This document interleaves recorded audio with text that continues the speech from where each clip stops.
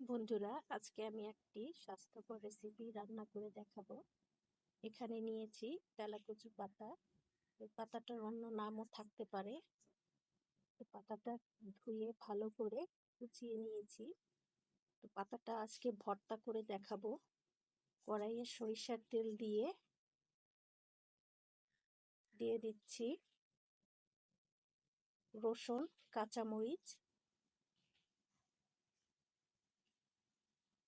এবার একটু নাড়িয়ে দিব।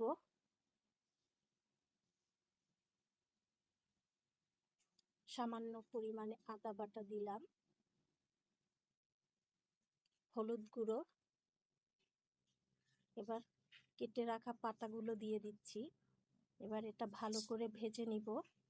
আমরা জানি তেলাকুচু পাতা একটি স্বাস্থ্যকর খাবার। এটা আপনি রান্না করেও খেতে পারেন। যাদের ডায়াবেটিস, হাই প্রেশার আছে তাদের জন্য বেশ উপকারী। এটা গ্রামে পাওয়া যায়, জঙ্গলের মধ্যে হয়ে থাকে। দিয়ে দিচ্ছি স্বাদ মতো লবণ। এবার এটা ভালো করে ভেজে নিব।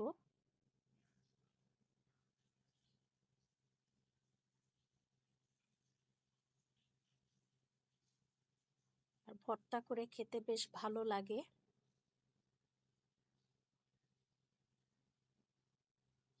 আর আমরা মোটামুটি সবাই ভর্তা কম বেশি পছন্দ করি।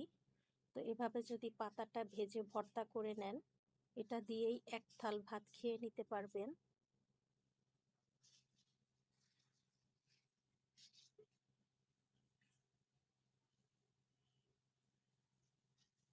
পানিটা একদম শুকিয়ে ফেলবো।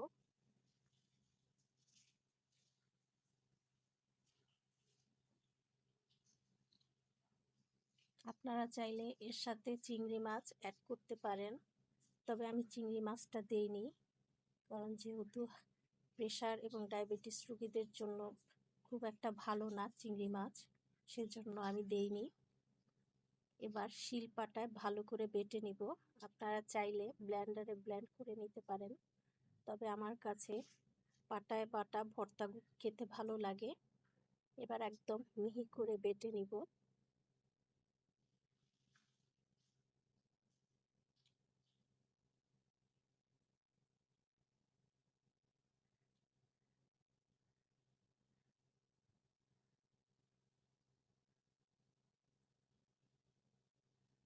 ভালো করে বেটে নিচ্ছি।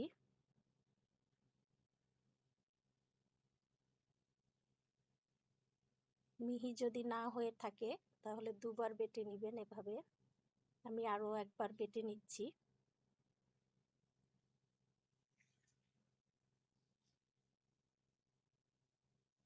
গরম ভাতের সাথে এরকম একটা ভর্তা হলে আর কিছুই লাগে না।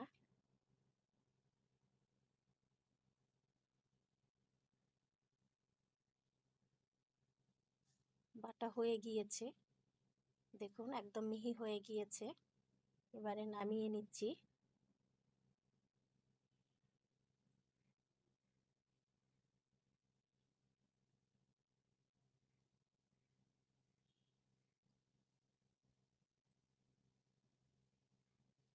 তৈরি হয়ে গেল মজাদার ভর্তা রেসিপি।